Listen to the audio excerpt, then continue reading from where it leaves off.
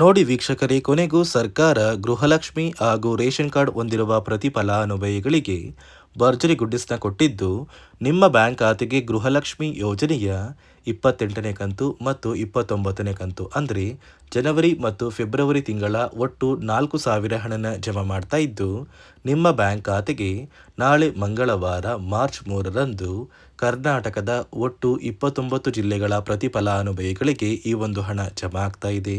ಆದರೆ ನೀವು 4,000 ಹಣನ ಪಡಿಬೇಕು ಅಂದರೆ ಹಣಕಾಸು ಇಲಾಖೆ ಪ್ರತಿಯೊಬ್ಬರಿಗೂ ಹೊಸ ನಿಯಮಗಳನ್ನ ಜಾರಿಗೆ ತಂದಿದ್ದು, ಕಡ್ಡಾಯವಾಗಿ ಈ ನಿಯಮಗಳನ್ನ ಪಾಲಿಸಬೇಕು ಅಂತ ಆದೇಶನ ಕೂಡ ಕೊಟ್ಟಿದೆ. ಅದೇ ರೀತಿ ರೇಷನ್ ಕಾರ್ಡ್ ಹೊಂದಿರುವ ಪ್ರತಿಯೊಂದು ಕಾರ್ಡಿಗೆ ₹1,500 ಸರ್ಕಾರ ಕೊಡ್ತಾ ಇದ್ದು, ಯಾವ ರೇಷನ್ ಕಾರ್ಡ್ಗೆ ಈ ಒಂದು ಹಣ ಬರ್ತಾ ಇದೆ ಮತ್ತು ಯಾವ ಜಿಲ್ಲೆಗಳ ಫಲಾನುಭವಿಗಳಿಗೆ ಜಮಾ ಆಗ್ತಾ ಇದೆ ಅಂತ ನಾನು ನಿಮಗೆ ತಿಳಿಸ್ಕೊಡ್ತಾ ಇದ್ದೀನಿ.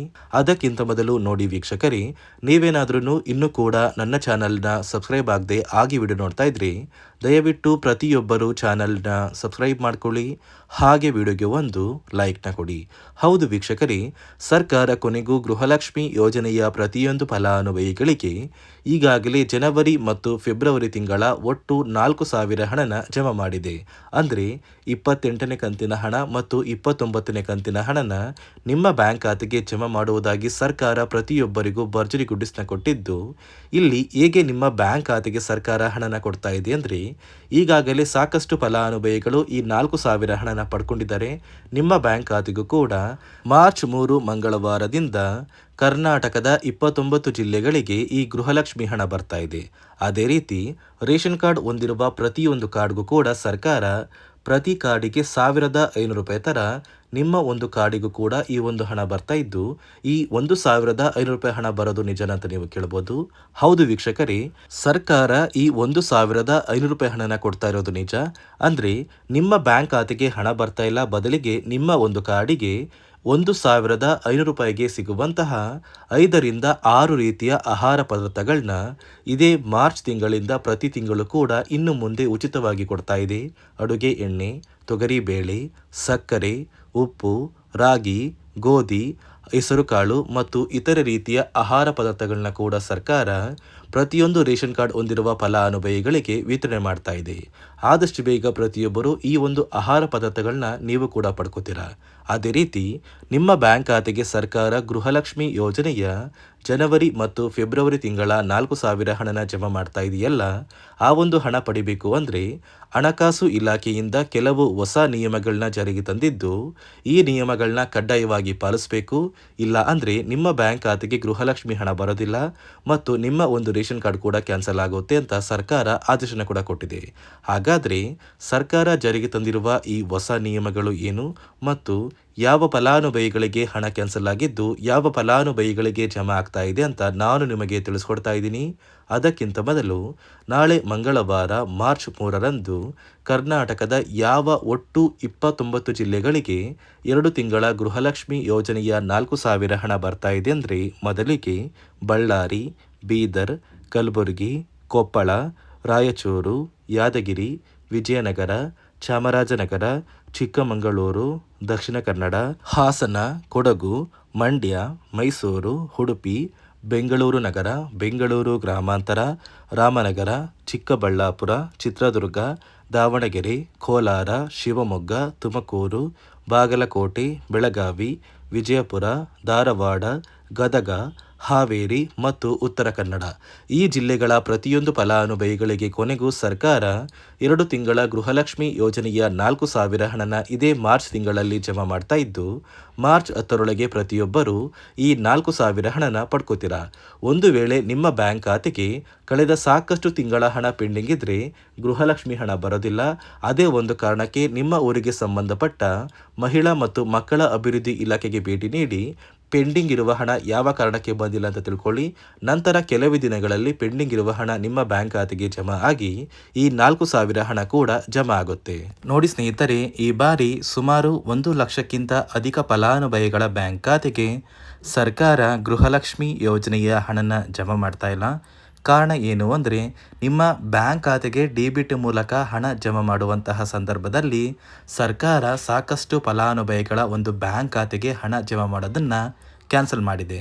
ಯಾಕಂದರೆ ಇತ್ತೀಚೆಗೆ ಹಣಕಾಸು ಇಲಾಖೆ ಜಾರಿಗೆ ತಂದಿರುವ 5 ನಿಯಮಗಳ ಆಧಾರದ ಮೇಲೆ ಪ್ರತಿಯೊಂದು ಫಲಾನುಭವಿಗಳಿಗೆ ಸರ್ಕಾರ ಈ ಒಂದು ಹಣನ ಜಮಾ ಮಾಡ್ತಾ ಇದ್ದು, ಯಾರೆಲ್ಲ ಫಲಾನುಭವಿಗಳು ಈ ನಿಯಮಗಳನ್ನ ಪಾಲಿಸಿಲ್ಲ ನಿಮ್ಮ ಬ್ಯಾಂಕ್ ಖಾತೆಗೂ ಕೂಡ ಹಣ ಜಮಾ ಆಗೋದಿಲ್ಲ. ಹಾಗಾದರೆ ಬನ್ನಿ ಸ್ನೇಹಿತರೆ, ಸರ್ಕಾರ ಜಾರಿಗೆ ತಂದಿರುವ ಆ 5 ಹೊಸ ನಿಯಮಗಳು ಏನು ಅಂತ ನಾನು ನಿಮಗೆ ತಿಳಿಸ್ಕೊಡ್ತಾ ಇದ್ದೀನಿ. ನೋಡಿ ಸ್ನೇಹಿತರೆ, ಮೊದಲನೆಯ ಒಂದು ನಿಯಮ ಬಂದು, ಸಾಕಷ್ಟು ಫಲಾನುಭವಿಗಳು ಹೊಂದಿರುವಂತಹ ಒಂದು ರೇಷನ್ ಕಾರ್ಡ್ ಏನಿದೆ, ಆ ಒಂದು ರೇಷನ್ ಕಾರ್ಡ್ನ ಮನೆಯ ಸದಸ್ಯರ ಪ್ರತಿಯೊಬ್ಬರ ಒಂದು ಆಧಾರ್ ಕಾರ್ಡ್ನ ನಿಮ್ಮ ರೇಷನ್ ಕಾರ್ಡ್ಗೆ ಕಡ್ಡಾಯವಾಗಿ ಲಿಂಕ್ ಮಾಡಿಸ್ಬೇಕು. ಅಂದರೆ ಈ ಒಂದು ಲಿಂಕ್ ಮಾಡಿಸುವಂತಹ ಒಂದು ಪ್ರೊಸೀಜರ್ಗೆ ಸರ್ಕಾರ KYC ಅಂತ ಕರೀತಾರೆ. ನಿಮ್ಮ ರೇಷನ್ ಕಾರ್ಡ್ಗೆ ಇನ್ನೂ ಸಹ KYC ಆಗಿಲ್ಲ ಅಂದರೆ ನಿಮ್ಮ ಬ್ಯಾಂಕ್ ಖಾತೆಗೆ ಸರ್ಕಾರ ಮುಂದಿನ ದಿನಗಳಲ್ಲಿ ಗೃಹಲಕ್ಷ್ಮಿ ಯೋಜನೆಯ ಹಣನ ಕ್ಯಾನ್ಸಲ್ ಮಾಡುತ್ತೆ. ಅದೇ ರೀತಿ ಎರಡನೆಯ ಒಂದು ನಿಯಮ ಬಂದು, ಸಾಕಷ್ಟು ಫಲಾನುಭವಿಗಳು ಕಳೆದ 3 ತಿಂಗಳಿಂದ ಸರ್ಕಾರದಿಂದ ಬರ್ತಾ ಇರುವಂತಹ ಒಂದು ರೇಷನ್ ಏನಿದೆ, ಅಂದರೆ ಉಚಿತ ಅಕ್ಕಿ ಏನಿದೆ, ಈ ಒಂದು ರೇಷನ್ನ ಪಡ್ಕೋತಾ ಇಲ್ಲ. ಒಂದು ವೇಳೆ ಕಳೆದ 3 ತಿಂಗಳಿಂದ ನೀವು ರೇಷನ್ನ ಪಡ್ಕೊಂಡಿಲ್ಲ ಅಂದರೆ ಸರ್ಕಾರ ನಿಮ್ಮ ಬಳಿ ಇರುವಂತಹ ಒಂದು ರೇಷನ್ ಕಾರ್ಡ್ನ ಕ್ಯಾನ್ಸಲ್ ಮಾಡುತ್ತೆ. ನಿಮ್ಮ ರೇಷನ್ ಕಾರ್ಡ್ನ ಸರ್ಕಾರ ಕ್ಯಾನ್ಸಲ್ ಮಾಡಿದರೆ ನಿಮ್ಮ ಬ್ಯಾಂಕ್ ಖಾತೆಗೆ ಗೃಹಲಕ್ಷ್ಮಿ ಯೋಜನೆಯ ಹಣ ಇರ್ಬೋದು ಮತ್ತು ಸರ್ಕಾರದಿಂದ ಬರುವಂತಹ ಒಂದು ಸೌಲಭ್ಯಗಳನ್ನ ನೀವು ಕಳ್ಕೋಬೇಕಾಗುತ್ತೆ. ಅದೇ ರೀತಿ ಮೂರನೆಯ ಒಂದು ನಿಯಮ ಬಂದು, ನೋಡಿ ಸ್ನೇಹಿತರೆ, ನಿಮ್ಮ ಬಳಿ ಇರುವಂತಹ ಒಂದು ಆಧಾರ್ ಕಾರ್ಡ್ ಏನಿದೆ, ಆ ಒಂದು ಆಧಾರ್ ಕಾರ್ಡ್ನ ಕಳೆದ 15 ವರ್ಷಗಳಲ್ಲಿ ನೀವು ಯಾವುದೇ ರೀತಿಯ ಒಂದು ತಿದ್ದುಪಡಿನ ಮಾಡಿಸಿಲ್ಲ ಅಂದರೆ ನಿಮ್ಮ ಬ್ಯಾಂಕ್ ಖಾತೆಗೆ ಸರ್ಕಾರ ಗೃಹಲಕ್ಷ್ಮಿ ಯೋಜನೆಯ ಹಣನ ಕ್ಯಾನ್ಸಲ್ ಮಾಡುತ್ತೆ. ಯಾಕಂದರೆ ಸರ್ಕಾರದಿಂದ ಬಂದಿರುವಂತಹ ಒಂದು ಆದೇಶದ ಪ್ರಕಾರ ಪ್ರತಿಯೊಂದು ಫಲಾನುಭವಿಗಳು ಕಳೆದ 15 ವರ್ಷಗಳಲ್ಲಿ ಯಾವುದೇ ರೀತಿಯ ಒಂದು ತಿದ್ದುಪಡಿನ ನಿಮ್ಮ ಆಧಾರ್ ಕಾರ್ಡ್ಗೆ ನೀವು ಮಾಡಿಸಿಲ್ಲ ಅಂದರೆ ಕಡ್ಡಾಯವಾಗಿ ಆದಷ್ಟು ಬೇಗ ನಿಮ್ಮ ಆಧಾರ್ ಕಾರ್ಡ್ಗೆ ತಿದ್ದುಪಡಿನ ಮಾಡಿಸಿ. ಅದೇ ರೀತಿ ನಾಲ್ಕನೆಯ ಒಂದು ನಿಯಮ ಬಂದು, ನಿಮ್ಮ ಕುಟುಂಬದ ಒಂದು ವಾರ್ಷಿಕ ಆದಾಯ 7 ಲಕ್ಷಕ್ಕಿಂತ ಕಡಿಮೆ ಇರಬೇಕು. ಒಂದು ವೇಳೆ ನಿಮ್ಮ ಕುಟುಂಬದ ವಾರ್ಷಿಕ ಆದಾಯ 7 ಲಕ್ಷಕ್ಕಿಂತ ಜಾಸ್ತಿ ಇದ್ದರೆ ನಿಮ್ಮ ಬ್ಯಾಂಕ್ ಖಾತೆಗೆ ಸರ್ಕಾರ ಗೃಹಲಕ್ಷ್ಮಿ ಯೋಜನೆಯ ಹಣನ ಕ್ಯಾನ್ಸಲ್ ಮಾಡುತ್ತೆ. ಅದೇ ರೀತಿ ಐದನೆಯ ಒಂದು ನಿಯಮ ಬಂದು, ನಿಮ್ಮ ಕುಟುಂಬದ ಸದಸ್ಯರು ಅಥವಾ ಗೃಹಲಕ್ಷ್ಮಿ ಯೋಜನೆಯ ಫಲಾನುಭವಿಗಳು ಯಾರು ಕೂಡ ಸರ್ಕಾರಿ ನೌಕರರಾಗಿ ಕಾರ್ಯನಿರ್ವಹಿಸ್ತಾ ಇರಬಾರ್ದು.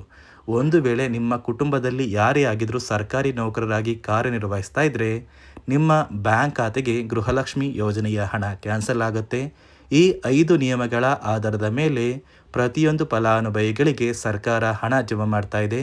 ಒಂದು ವೇಳೆ ನೀವು ಈ 5 ನಿಯಮಗಳನ್ನ ಪಾಲಿಸಿಲ್ಲ ಅಂದರೆ ನೀವು ಕೂಡ ಗೃಹಲಕ್ಷ್ಮಿ ಯೋಜನೆಯ ಹಣದಿಂದ ವಂಚಿತರಾಗಬೇಕಾಗುತ್ತೆ. ನೋಡಿ ವೀಕ್ಷಕರೇ, ನಿಮ್ಮ ಬ್ಯಾಂಕ್ ಖಾತೆಗೆ ಸರ್ಕಾರದಿಂದ ನಾಳೆ ಮಂಗಳವಾರ ಮಾರ್ಚ್ 3ರಂದು ಕರ್ನಾಟಕದ 29 ಜಿಲ್ಲೆಗಳಿಗೆ 2 ತಿಂಗಳ ಗೃಹಲಕ್ಷ್ಮಿ ಯೋಜನೆಯ 4,000 ಹಣ ಜಮಾ ಆಗಲಿದ್ದು, ಆದಷ್ಟು ಬೇಗ ಗೃಹಲಕ್ಷ್ಮಿ ಹಣ ನಿಮ್ಮ ಬ್ಯಾಂಕ್ ಖಾತೆಗೆ ಬರುತ್ತೆ.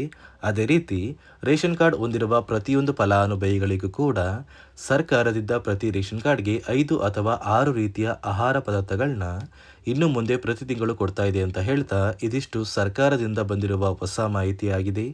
ನಾನು ಕೊಟ್ಟಿರುವಂತಹ ಮಾಹಿತಿ ನಿಮಗೆ ಇಷ್ಟ ಆಗಿದ್ದಲ್ಲಿ ದಯವಿಟ್ಟು ಪ್ರತಿಯೊಬ್ಬರು ನನ್ನ ಚಾನಲ್ನ ಸಬ್ಸ್ಕ್ರೈಬ್ ಮಾಡಿಕೊಳ್ಳಿ, ಹಾಗೆ ವಿಡಿಯೋಗೆ ಒಂದು ಲೈಕ್ನ ಕೊಡಿ.